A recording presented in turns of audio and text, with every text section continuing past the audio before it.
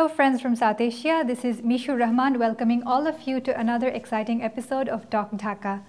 Today on our show we have a very innovative leader who has brought together the information technology platform to make sense for development in Bangladesh.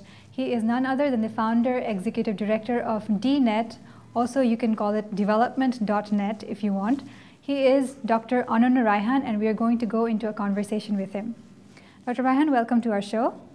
Thank you. I'd like to tell a little bit more about the organization that you have sort of dreamt and put into practice, right? DNet, what does it do on a daily basis? Actually, every day what we do, various sort of R&D, that how we can change life of rural people with the integration of IT, and at the same time create sense of empowerment among the community, particularly of women. Okay. So would you tell us a little bit, one or two stories, as in like information technology, bringing it to rural women, one or two incidences, examples? Sure. Actually, we started in 2001, and the initial idea was that how IT can actually really touch the lives of poor people, because at that time, the idea was that IT is for export, IT is for education, right, for business. Very metro-centric. Yeah, metro-centric. So our actually task was to prove or to experiment, really IT can make any change in the rural arena. And we started with some questions like, if a farmer doesn't have a computer, so how it is possible to make it available for him? And we thought about a common access point like telecenter. We call it in Bangla, Polli Tottho Kendra. It's Rural Information Center. Again, computer is there. So what is there for farmer? So there should be something for them so that they can use and improve their farming, production, sales, etc. So you have a lot of agro information integrated in the computers at the center. Exactly. And also I guess it provides a source of entrepreneurship for a lot of rural unemployed youth also. Right. So it is about how to improve farming, how to find a new job, or how to start a new business, or how to protect from violence, various sort of violence linking with the legal aid institutions. So as a whole, it is an ecosystem, information ecosystem for the rural community actually, and everybody in rural community can get benefit, whether he or she is IT literate or not. Okay. So help of intermediary, we call it intermediary. Right. So in DNet, do you actually make these software or do you source it from various organizations and just coordinate it? What do you do? Initially, there was no actually content in Bangla language. So we started ourselves and we developed a very big content base which is called Jion Life in Bangla. And it was it had 8 components. Now, we had showed the path that there is a market at the bottom of pyramid, like people have demand in content, right, if it helps their life. So now there are many organizations which are developing content for them. Initially started with picture and text. Now there are contents with animation, audio visual. So people with like print disability or illiteracy don't have any problem to listen to the content or viewing them and getting benefit out of that. That's wonderful. As I understand that DNet actually is not a private initiative by itself. It brings together 3 different arenas of right, organization. Would you highlight on that, please? Actually, we call ourselves social enterprise. So we mobilize resource from private sector, from individuals, and also we mobilize resource from the corporate sectors. And in some cases, we receive funding from international donor agencies.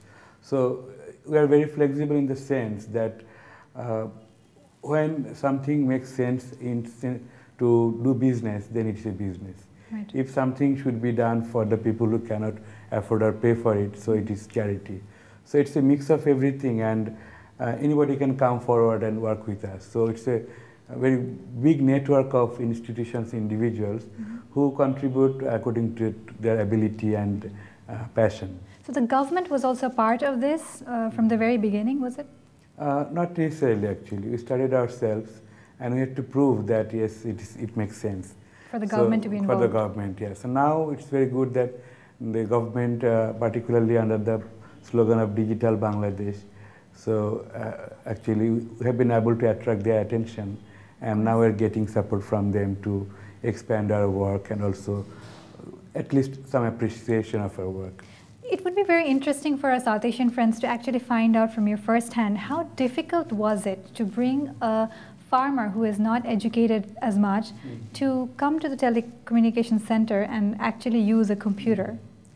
Yeah, I think it was almost like making impossible possible. Like, how did you bring them? Yeah, so what actually started with, we did a ethnographic research and lived in a village for 2 months to understand and to be friend with them.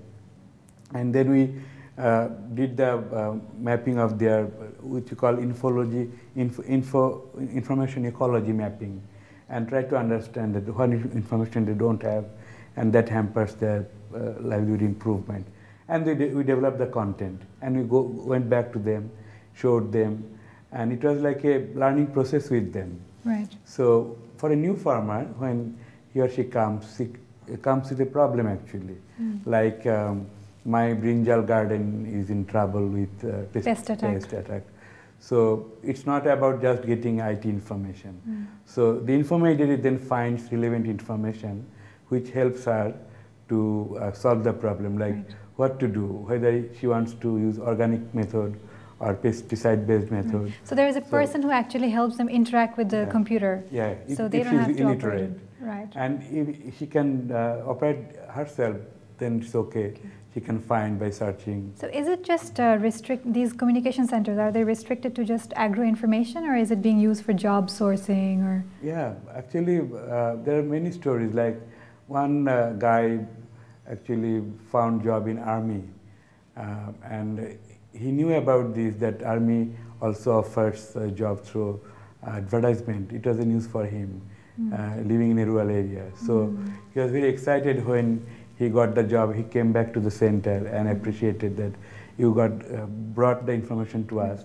So that's why it was possible.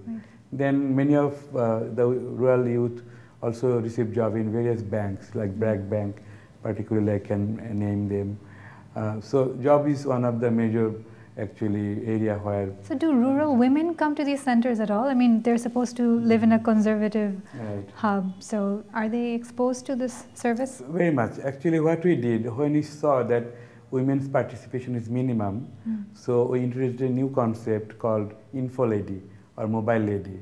So a woman, educated women in the village, she takes a mobile phone and connects the women in the houses with the experts for health counseling, for legal counseling, or other sorts of counseling. And nowadays, because laptops are cheaper, so they go with laptop internet connection and camera, digital camera, and also some medical testing kits.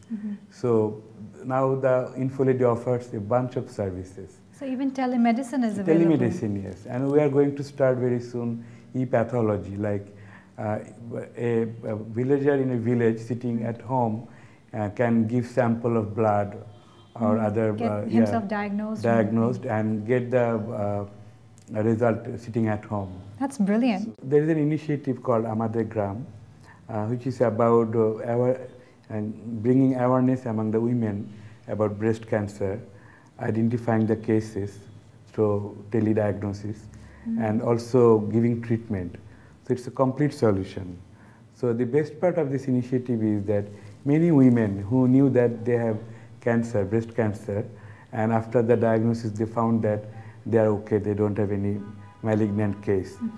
And they have been treated very badly by their family. Because of social stigma and other things. So now when they know that they are okay, their family actually started again, I think...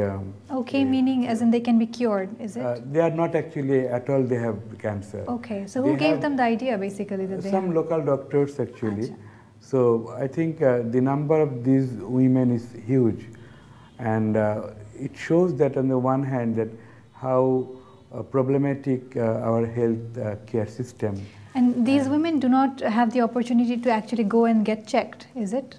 Actually they went to some places, and they have been told that you have wrong diagnosis and all that. Okay. Wrong, so, they have tumor, but they don't have actually. And through your tele-help center, they can actually consult a better doctor in the city, is it? Actually, doctor help them to consult with doctors abroad in US. Brilliant. Yeah. So local doctors check screen and then they consult with, send the data to US, and then they diagnose correctly. And when their diagnosis positive in the sense that they have cancer, so the patients go to treatment free of cost. Okay. And there are many patients who actually give up their hope, and now they're okay and they're working and came back to normal life. So I think it's very good initiative, and in our e-content award, this initiative received the championship category award. I mean, it's not just helping others. You get a lot of blessing also by helping so many people get their life back, because a lot of people give up hope and stop living. Exactly. Yeah. So the kind of fee that you would actually collect from these rural people, would it cover the costs of this e-service? For the info ladies, yes. Okay. They earn from say $80 to $300 per month. Per month? Yes. Brilliant. It's very impressive actually. And for centers, it varies depending on seasonality and also other factors. So I think as a whole, it's a sustainable business model. So that's great.